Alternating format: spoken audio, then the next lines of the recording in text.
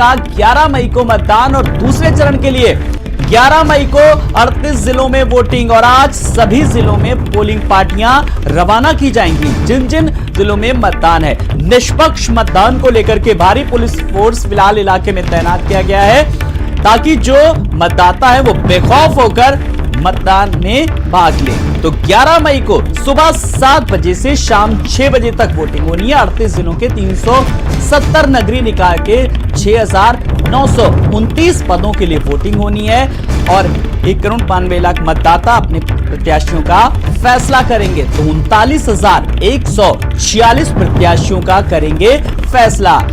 दूसरे चरण के लिए 11 मई को 38 जिलों में होनी है वोटिंग और 13 मई को शहर की सरकार पता लग जाएगा जब होगी वोटिंग।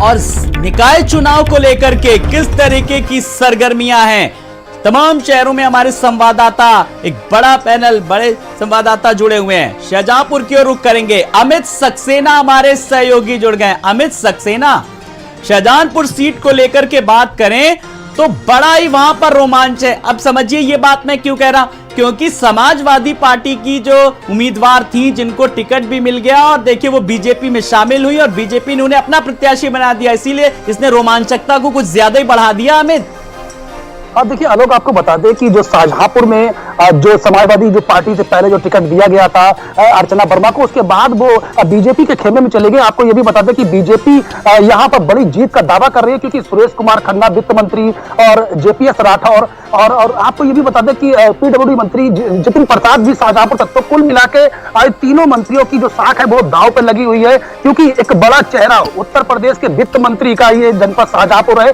इसको लेकर काफी सरगर्मियां, क्योंकि ये सीट बहुत ही इंपॉर्टेंट सीट है क्योंकि शाहजहांपुर की पहली बार नगर निगम का यहां पर चुनाव हो रहा है।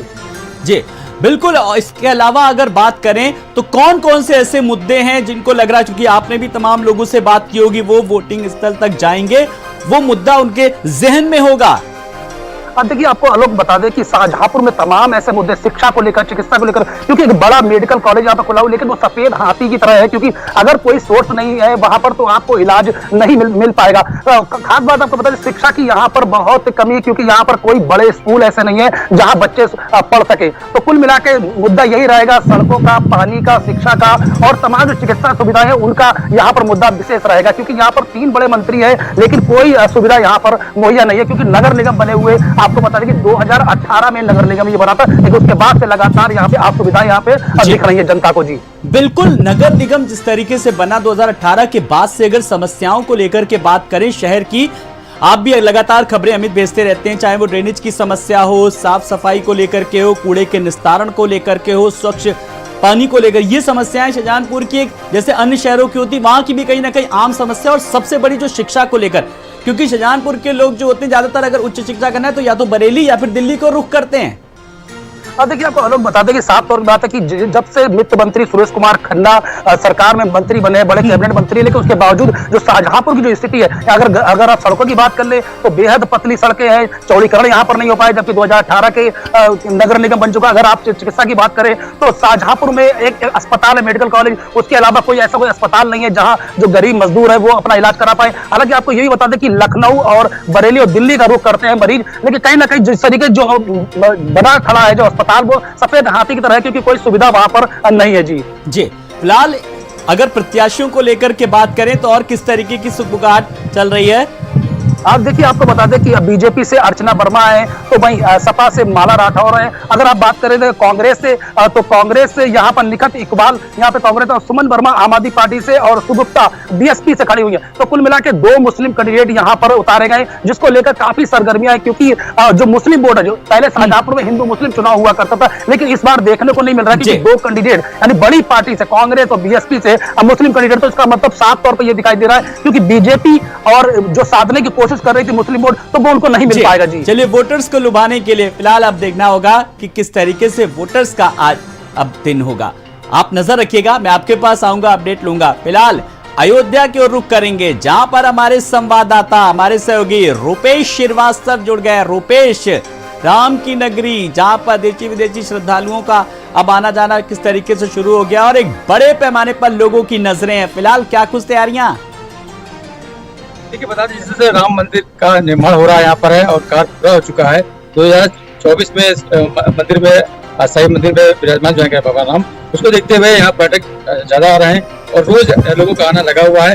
रामलला के दर्शन करने लोग पहुंच रहे हैं और इस तरह से पूरा अयोध्या जो है राममय हो चुकी है। लेकिन देखा जाए चुनाव की अगर बात की जाए तो कहीं न कहीं व्यापारी थोड़ा सा नाराज है। उनका ये कहना है कि चौड़ी का कार्य तो अच्छा हो रहा है, लेकिन जिस तरह से रोड को खोद दिया गया है, नाले के लिए रोड को खोदा गया है और रोड जो है लोगों का आना जाना इस पर दुश्वार हो रहा है, दुकानदारी मेरी खराब हो रही है, उससे उनको दुश्वारी भी है। उनका ये कहना है कि चुनाव ठीक है, यहाँ पर जिस तरह से चुनाव हो रहा है हम उनका सपोर्ट करते हैं, लेकिन मेरे साथ जो हो रहा है वो ठीक नहीं हो रहा है। देखा जा रहा है कि जिस तरह से चुनाव को लेकर के मुख्यमंत्री भी यहाँ पर आ चुके हैं, बकायदा जो है साधु संतों को प्रबुद्धजनों को साधने की कोशिश की उन्होंने और खुद वो सक्रिय हैं मुख्यमंत्री जी। और कल जिस तरह से डिप्टी सीएम आ चुके हैं, इससे पहले डिप्टी सीएम विजय सपारी भी आ चुके हैं, तो इससे देखा जा रहा है कि लोग जो भी यहाँ पर प्रचार के लिए बीजेपी के लोग आ रहे हैं, उनका खाली इतना कहना है कि कमल खेल रहा है। तो इस तरह देखा जाए और यहाँ तक रुपेश, बात यह है कि चाहे कमल खिले या साइकिल चले, बिजली पानी की समस्याओं से इतर अगर मैं बात करूं, ये सवाल मेरा ग्राउंड जीरो से, और चूंकि आप ग्राउंड जीरो पे रहते हैं, वहां पर जिस तरीके से जो व्यापारियों की अभी आपने बात की, जो छोटे व्यापारी हैं, खास करके जो भगवान की पोशाकें बनाते हैं, किस तरीके से सब दुकानें खाली करवाएं, उनकी बड़ी विस्थापन को लेकर के बड़ी समस्या, और एक ये बहुत बड़ी समस्या, उसको लेकर के किस पार्टी ने मुद्दा बनाया है?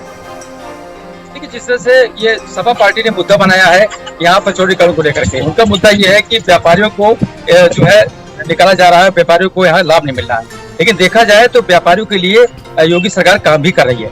जिस तरह से व्यापारियों के लिए दुकान जो तोड़ी गई है, उनको व्यापारियों को दुकान भी दी जा रही है, और इस तरह से व्यापारी कुछ खुश भी हैं, कुछ नाराज भी हैं, लेकिन उनको मनाने का कार्य भी किया जा रहा है। ये भी कहा जा रहा है कि चुनाव के बाद सबको देखा जाएगा, सबका साथ सबका विकास, इस तरह हमारा नारा है, उससे ज्यादा काम भी किया जाएगा। जहां महापौर ये जो आपके मेयर प्रत्याशी है, जो भाजपा के गिरिपति त्रिपाठी जहां जा रहे हैं, इस क्षेत्र में जा रहे हैं, उनसे ये वादा करके आ रहे हैं कि समस्या का समाधान होगा, जो समस्या आपकी है उसको ठीक की जाएगी और चुनाव के बाद हम आपके साथ में हैं। जी रुपेश, मैं आपके पास आऊंगा, जरा अमित सक्सेना के पास रुक कर लेते हैं शाहजहांपुर की ओर।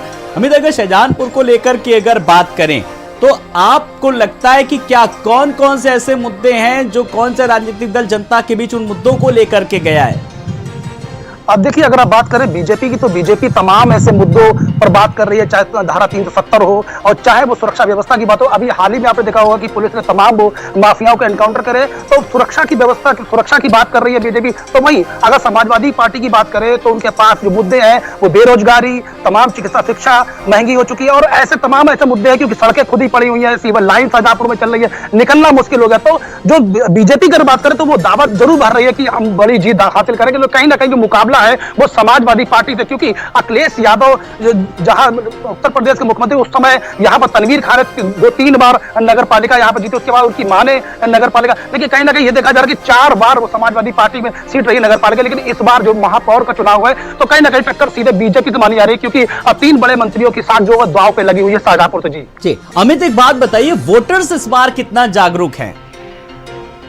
तमाम तरीके, देखिए हम आपको बता दें, फिर वही चीज आ रही है कि 2018 के बाद ये नगर निगम यहाँ पर हुआ है, लेकिन जो वोटर की बात करें तो वो चिकित्सा शिक्षा के ऊपर यहाँ पर वोटिंग होगी। सुरक्षा की अगर बात की जाए तो तमाम जो सरकार बनी है उसके बाद से सुरक्षा व्यवस्था तो ठीक हुई, लेकिन महिलाओं को लेकर आज भी लोग चिंतित है, क्योंकि सीसीटीवी कैमरे नहीं लगे हैं। तमाम जो दावे किए गए थे, वादे किए गए सरकार द्वारा, तो चौराहों पर तो अभी भी कैमरे नहीं लगे हुए, तो कहीं ना कहीं ये भी एक बड़ा मुद्दा रहेगा कि कैमरे ना लगना और सुरक्षा व्यवस्था की बात होना, तो ये बड़ा मुद्दा रहेगा शाहजहांपुर में। जी, तो शाहजहांपुर की बात जिस तरीके से करें, ये मुद्दे ऐसे रहेंगे। और इस बीच अपने दर्शकों को बता दें कि हमारे संवाददाता मोहित चौधरी भी हमारे साथ जुड़ गए हैं हापुड़ से। मोहित, अगर हापुड़ को लेकर के बात करें, हापुड़ में निर्दलीय प्रत्याशी भी ताल ठोक कर बराबर की टक्कर दे रहे हैं, क्यों मोहित? जी आलोक, बिल्कुल, देखिए यहाँ पार्टी के साथ साथ निर्दलीय प्रत्याशी हैं और जो निर्दलीय प्रत्याशी हैं उन्होंने भी जो है पार्टी के प्रत्याशियों के बाद भी इकट्ठे किया। कल हापुड़ जनपद में मतदान होना है और उसी को लेकर यहाँ से हापुड़ पुलिस प्रशासन के द्वारा पूरी होना है और उसी को लेकर यहाँ से हापुड़ पुलिस प्रशासन के द्वारा पुलिस प्रशासन के द्वारा सभी मतदान केंद्रों पर कड़ी सुरक्षा रखी जाएगी।